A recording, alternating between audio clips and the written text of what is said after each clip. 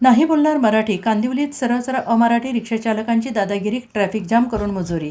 मराठी बोलता न येणाऱ्या टॅक्सी आणि ऑटो रिक्षाचालकांविरोधात राज्य सरकारच्या आरटीओ विभागाने कारवाई सुरू केली आहे. त्याला विरोध म्हणून आज कांदिवली लिंक रोडवर लालजीपडा येथे काही अमराठी रिक्षाचालकांनी दादागिरी केली. या रिक्षाचालकांनी आपली मुजोरी दाखवून दिली. आम्ही मराठी भाषा बोलणार नाही हाच संदेश आपल्या कृतीमधून दिला. कांदिवली लिंक रोड मराठी सक्तीविरोधात हे रिक्षाचालक दादागिरी दाखवत आहेत.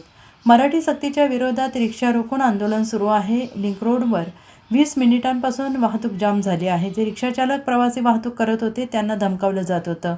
लिंक रोडवरून प्रवासी घेऊन जाणाऱ्या दुसऱ्या ऑटो रिक्षाचालकांना धमकावण्याचा प्रकार घडलाय.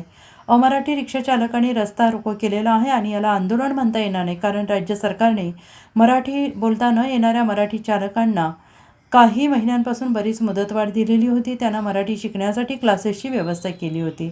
मात्र तरीही काही टॅक्सी रिक्षाचालक मराठी सक्तीविरोधात आंदोलन करत आहेत. Bureau report, SBN Marathi, Kandivali.